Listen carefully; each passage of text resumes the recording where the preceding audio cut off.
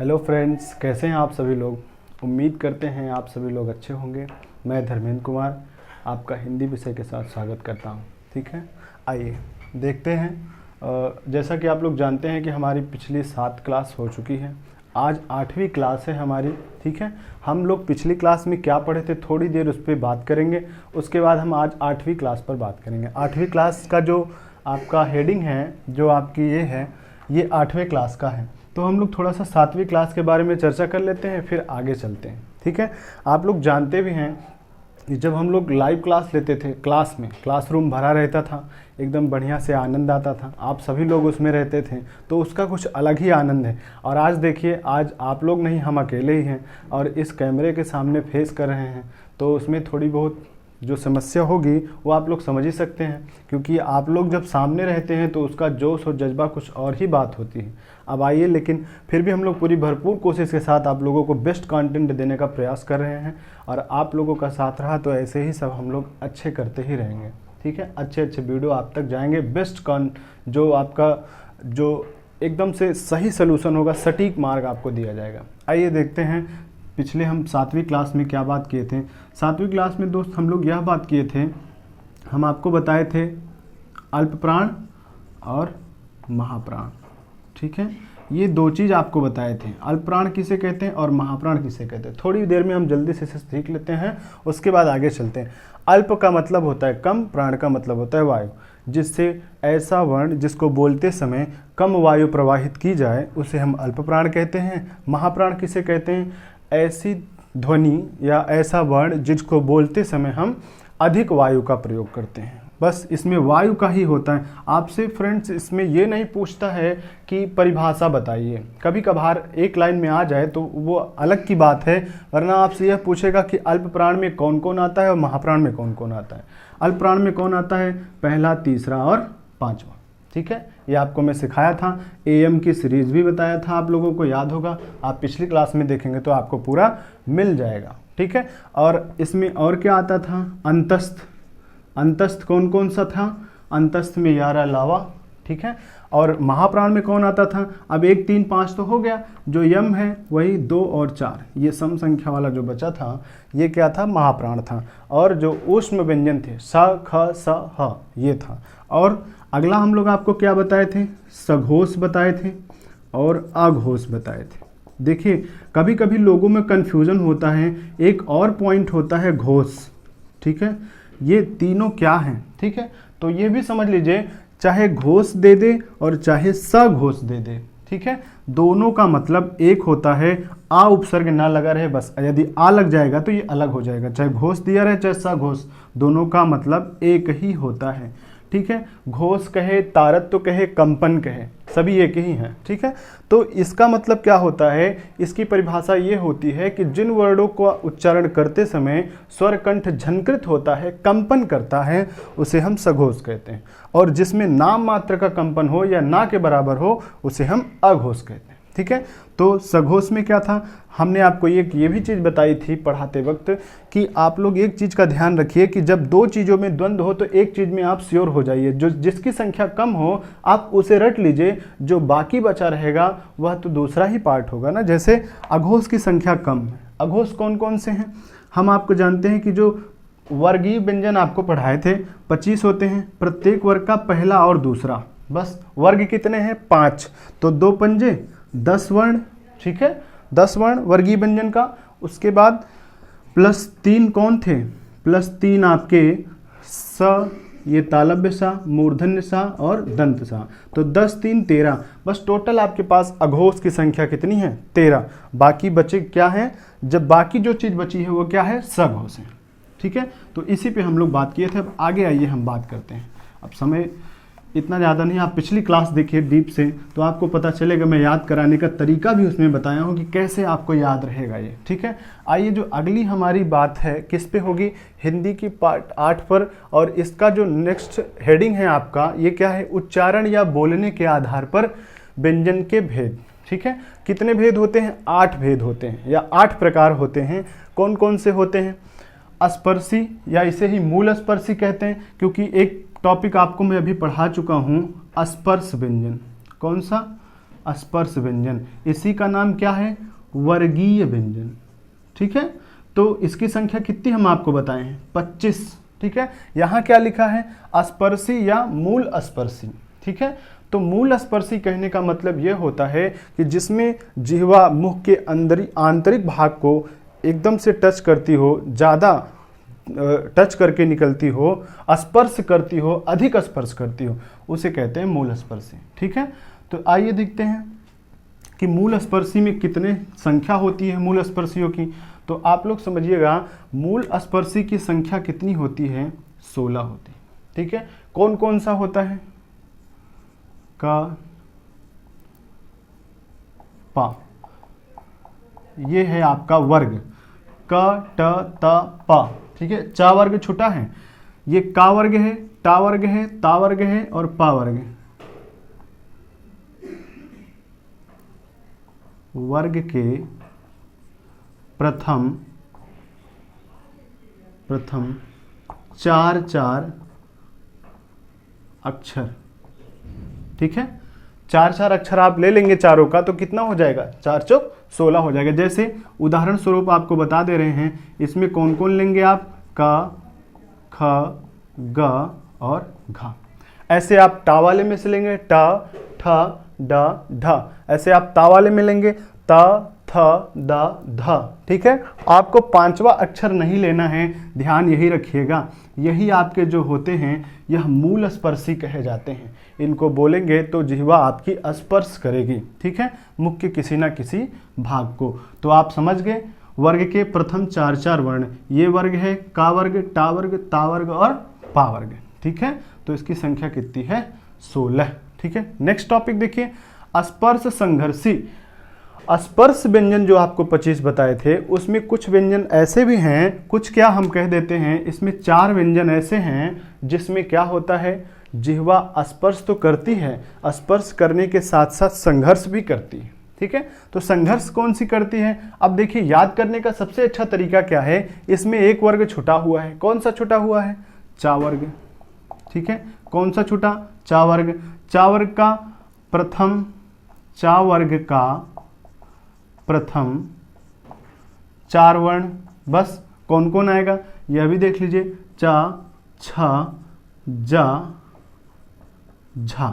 ये इसको बोलने में थोड़ा सा संघर्ष होता है, स्पर्श के साथ साथ संघर्ष भी होता है। ठीक है, अगला क्या है, नासिक के व्यंजन। ठीक है, नासिक के व्यंजन किसे कहते हैं, ऐसे व्यंजन वर्ण जिनका उच्चारण करते समय नाक का भी थोड़ा सा प्रयोग हो, उसे हम नासिक के व्यंजन कहते हैं। नाक के सहारे बोले जाते हों, उसे हम क्या कहते हैं, नासिक के व्यंजन कहते हैं। और आप लोग जानते हैं कि जैसे ही हम 25 वर्ण देखिए पढ़ चुके, ये एक ये हुआ, 4 ये, 5 25 हुआ। अब आपके पास एक छूटा हुआ, याद करने का ऐसे ही तरीका है, आप लोग याद करिएगा। यहाँ देखिए एक छूटा था, चा वर्ग यहाँ आ गया। ठीक है, अब देखिए इनमें तो 4 वर्ण लिए थे, 5वां वर्ण छोटा था, तो 5वां वर्ण कहाँ चला आएगा, यहाँ चला आएगा।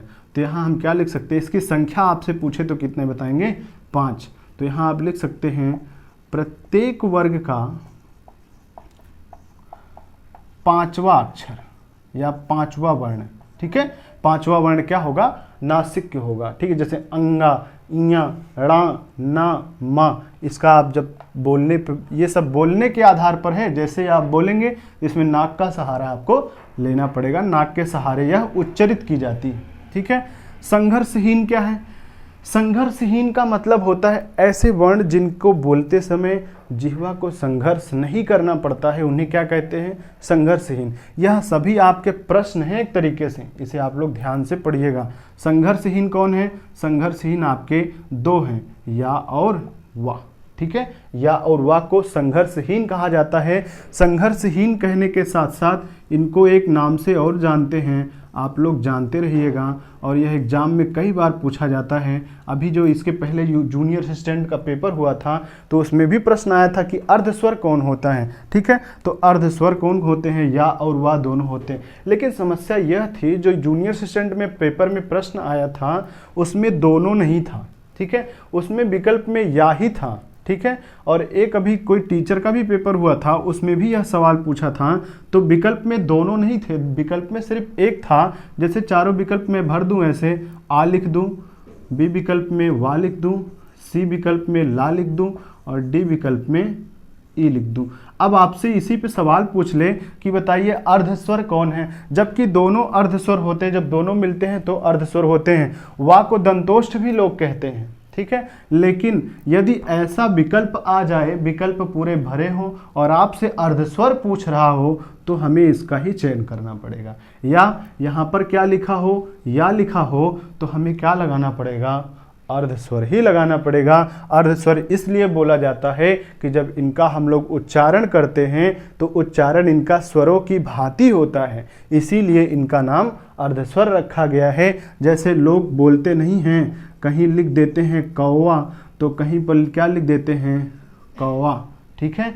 ये वा और आ दोनों समान ही मिलते हैं, इसीलिए इसमें स्वर का भी रूप समाहित होने के कारण इसे क्या बोला जाता है, अर्धस्वर बोला जाता है, ठीक है। बात समझ में आई। तो प्रश्न अगर इस प्रकार से आए तो ये ना कह दीजिएगा सर जी आपने कहा था या और वा दोनों अर्धस्वर होते हैं, ये नहीं करेंगे। चारों विकल्प भरा हो तो आप इसका चयन अर्धस्वर के रूप में कर सकते हैं। मैं आप लोगों को जितना भी कन्फ्यूजन वाला प्रश्न होगा वहाँ मैं आपको ज़रूर क्लियर करूँगा। ये मेरी आदत रही है हमेशा से कि जहाँ कन्फ्यूजन होता है लोगों को मैं वहीं क्लियर करता हूँ, और आयोग जो सही मानता है वो मैं बताता हूँ कि हाँ यहाँ पर आयोग इसको सही किया है, ठीक है। अब देखिए संघर्षी क्या है, इनकी संख्या कितनी है, 2 है, या और वा। संघर्षी किसे कहते हैं, आप लोगों को एक हमने पढ़ाया था सा ख सा हा, क्या था वह, ऊष्म एवं संघर्षी व्यंजन, उसी को तो कहते हैं। इसकी संख्या कितनी है 4 है। कौन है, सा ख सा हा। इसे क्या बोलते हैं लोग, कहेंगे सीटी वाला सा, ठीक है। क्या कहते हैं, सीटी वाला, सीटी थोड़ी ना मारता है, ये तालव्य सा है। ये कहेंगे पेट चिरौना, ठीक है। क्या कहेंगे, पेट फाड़। तो हम लोगों को सिखाया गया कि ऐसे बनाओ, ऐसे बनाओ, ऐसे पेट फाड़ दो, ठीक है। तो ये सिखाया गया हम लोगों को। इसका नाम है मूर्धन्य सा, और इसको क्या बोलते हैं हम लोग, सादा सा, ठीक है। क्या बोलेंगे, सादा सा। सादा का मतलब क्या हो गया, इसमें कुछ नहीं है, ना नमक पड़ी है, ना मिर्च लगी है, हाँ एकदम सादा है, ठीक है। तो ये हम लोगों को सिर्फ सिखाया गया है, ठीक है। तो ये क्या है, इसको हम लोग दंत सा बोलते हैं, ठीक है। और ये स्वरयंत्रमुखी है, इसका नाम अलजिह्वा है, ठीक है। तो इसे हम भी अभी आपको बताएंगे आगे। तो ये कौन कौन से हैं, 4 ये। उच्छिप्त व्यंजन क्या होता है, चलिए। उच्छिप्त व्यंजनों की संख्या कितनी होती है, 2 होती है। मैंने आपको बताया भी था, जब मैं आपको स्पर्श व्यंजन पढ़ा रहा था तभी आपको बताया था। स्पर्श व्यंजन में आप लोग डा और ढा भी आपको मैं बताया था, डा और ढा, ठीक है। तो डा का जो अंग्रेजी उच्चारण होता है डी, और इसका DH, और यहीं पे अगर ये रख दिया जाए तो इसका क्या हो जाएगा आर, और इसका क्या हो जाएगा RH। आपको मैं बताया भी था कि अगर प्रतापगढ़ की बिंदी आप देखिए तो लास्ट में RH लिखा होता है। क्यों, क्योंकि यह जो बिंदी आई है इसी बिंदी को उच्छिप्त कहते हैं। उच्छिप्त का मतलब होता है फेंका हुआ, ठीक है, फेंका हुआ। या इसी बिंदी का नाम हमने आपको एक और बताया था, इसी का नाम क्या है, ताड़न जात, डा और अढ़ा। अब इसे अढ़ा और अढ़ा पढ़ेंगे, ठीक है। आ का उच्चारण आगे लगाना पड़ेगा। इसी का नाम और मैं लिख दे रहा हूँ, इसी का नाम किससे जाना जाता है, ताड़न जात भी कहते हैं इसी का नाम। और इसी को नाम को हम द्विगुण कहते हैं, द्विगुण व्यंजन, ठीक है।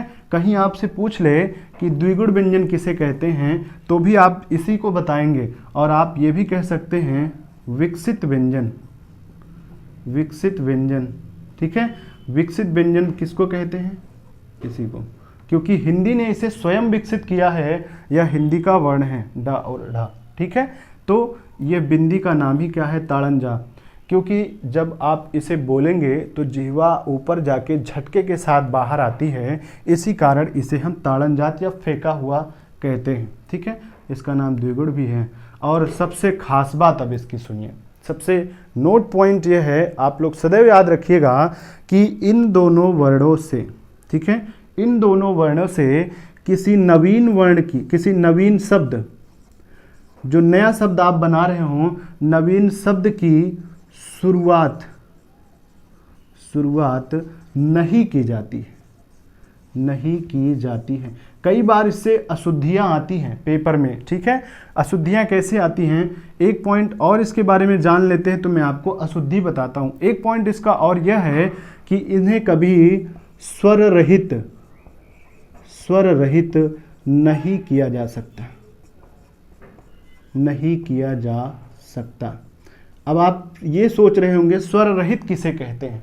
आपको एक परिभाषा भी बताया था कि व्यंजनों का उच्चारण स्वरों की सहायता से किया जाता है, और किसी भी व्यंजन को आधा करना हो तो उससे स्वर बाहर कर लीजिए। और दो ही पूरे हिंदी वर्णमाला में दो ही ऐसे वर्ण हैं जिनको हम कभी स्वर रहित नहीं कर सकते। ठीक है, कैसे नहीं कर सकते हैं? क्या आपने कभी इसका ऐसा रूप देखा है क्या? ऐसे और ऐसे। ये हल चिन्ह जो होता है यह व्यंजन का शुद्धतम रूप होता है। यदि हम इसको लगा देते हैं तो उसमें से छोटा अ बाहर हो जाता है। क्या कभी आपने ऐसा देखा है? कभी नहीं देखा होगा। ठीक है, एक स्थान पर दो चिन्ह का प्रयोग वर्जित होता है। ठीक है, तो ये आपका स्वर रहित नहीं किया जा सकता है, यह स्वर के साथ ही रहते हैं। ठीक है, अब देखिए गलती कैसे आती है। गलती आती है मित्र यहाँ से कि जैसे आपसे प्रश्न पूछे और विकल्प में दिया रहे अशुद्धि, वर्तनी शुद्धि में आता है जैसे ढोलक लिखा रहे इस प्रकार से लिख दे और यहाँ पर क्या लगा दे? बिंदी लगा दे, तो क्या हो जाएगा? अशुद्धि हो जाएगी, क्योंकि शब्द की शुरुआत हम इन दो वर्णों से नहीं कर सकते हैं किसी भी नवीन शब्द की। जैसे पढ़ना शब्द लिखा हो इस प्रकार और आपसे एग्जामिनर पूछ ले निम्नलिखित में से कौन सा शुद्ध है, तो यह क्या है?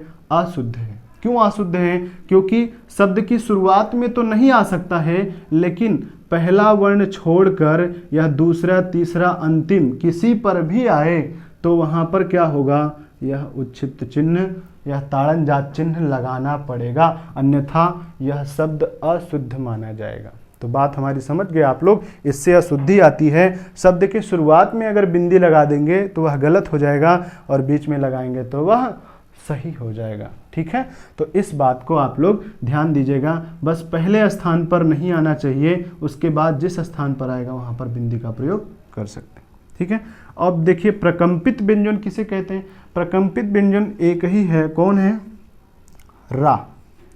ये आपका रा जो है यह प्रकंपित व्यंजन है। इसी का एक नाम और है, क्या नाम है? लुंठित व्यंजन। लुंठित व्यंजन क्यों कहते हैं इसे? इसलिए कहते हैं कि बोलने, यहाँ देखिए आपका हेडिंग क्या है? बोलने के आधार पर जब आप बोलोगे रा, रा बोल के देखिए आप, आपकी जिह्वा क्या करती है? मुड़कर एक जो है कंपन उत्पन्न करती है और एक सरसराहट के साथ आवाज निकलती है। इसीलिए रा का क्या नाम दिया गया है? लुंठित व्यंजन या प्रकंपित व्यंजन कहा गया है। ठीक है, अगला क्या है फ्रेंड्स? पार्श्विक व्यंजन। पार्श्विक व्यंजन किसे कहते हैं? पार्श्विक व्यंजन की संख्या कितनी होती है?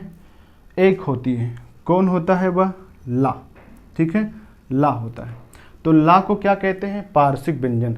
पार्श्विक क्यों कहा जाता है? क्योंकि जब आप ला बोलेंगे तो जिह्वा ऊपर टच करती है और ये जो दोनों आपके गाल हैं इसे पार्श्व भाग कहते हैं, बगल, साइड से, और हवा साइड से बाहर निकलती है ला बोलने पर, इसीलिए इसे हम क्या कहते हैं? पार्श्विक व्यंजन कहते हैं। ठीक है, पार्श्व भाग से इसकी हवा निकलती है, इसलिए इसे हम क्या बोलते हैं? पार्श्विक व्यंजन बोलते हैं। अब आप लोगों को यह समझ में आ गया होगा कि क्या किसे कहते हैं। मूल स्पर्शी की पूछे संख्या तो आप 14 बताइए, 16 बताइए, क्योंकि इसमें देखिए चावर्ण नहीं है। चावर्ण कहाँ आ गया? चावर्ग नीचे चला आया। स्पर्श और संघर्षी है क्योंकि इसे बोलने में थोड़ा संघर्ष करना पड़ता है। नासिक में इसके बाद आप देख रहे हैं 4 वर्ण लिखे हैं, 5वां नहीं आया, तो 5वां हम कहाँ लिख देंगे? यहाँ 5 वर्ग है तो 5 यहाँ हुआ। संघर्षहीन कौन है? या और वाह, इसे समझा ही दिया। संघर्षी क्या है? ये है। और उच्छित कितने हैं? 2 हैं। प्रकंपित 1 और पार्श्विक 1। ठीक है, तो आप लोग जो है इसे याद करिएगा। ठीक है, चलिए अगले पॉइंट पे देखते हैं। उच्चारण स्थान के आधार पर व्यंजन वर्ण के भेद। ठीक है, आप लोगों को एक चीज़ बताया था, याद होगा आप लोगों को। देखिए मैं आप लोगों को एक मानव बनाया था, आप लोगों को बहुत अच्छी प्रकार से याद होगा। पिछली क्लास में मैं आप लोगों को यही बताया था, उच्चारण स्थान ही आपको मैं समझाया था। यहाँ से क्या आती है आपकी? जिह्वा और तालु। ठीक है, यहाँ काकल होता है।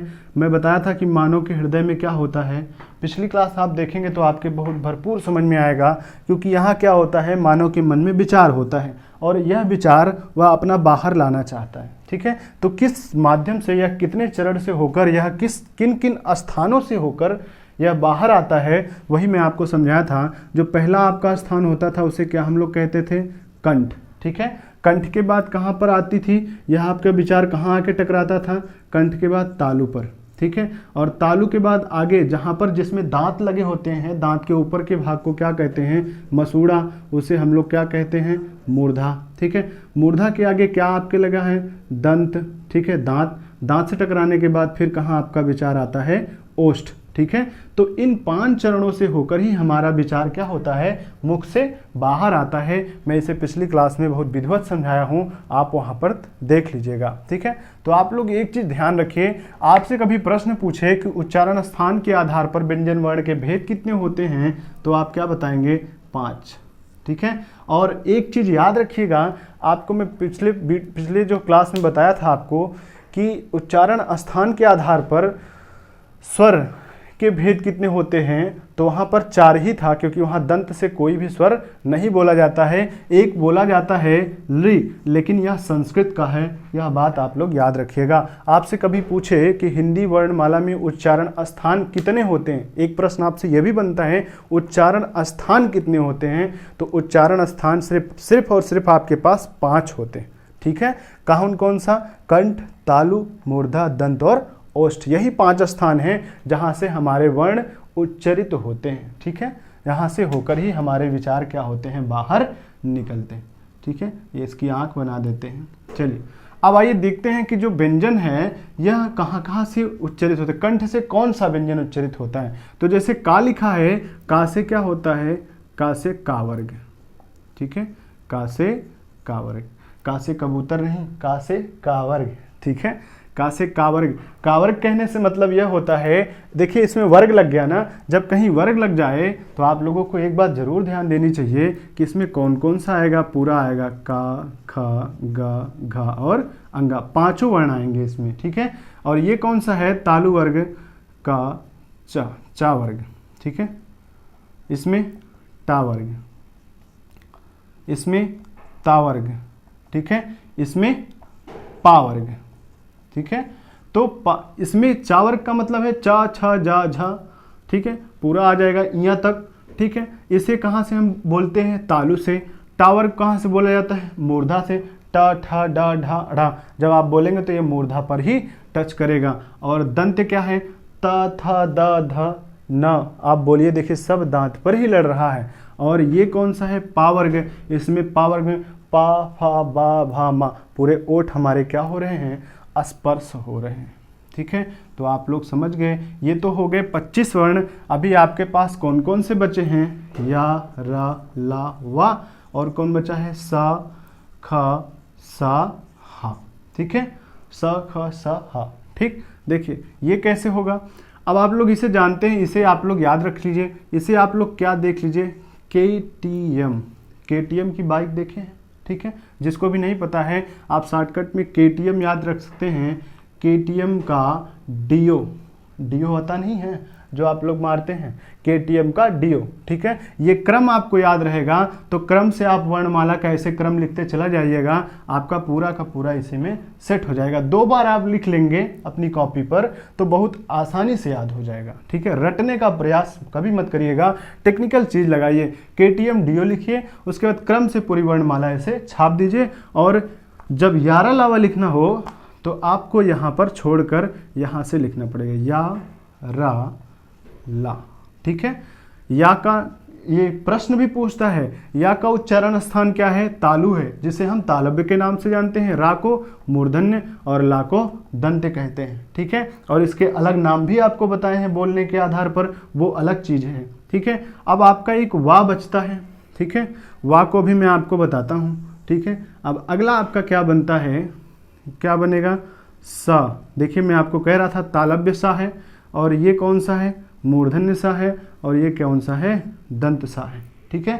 अब आपके पास बचा क्या है, वा, ठीक है।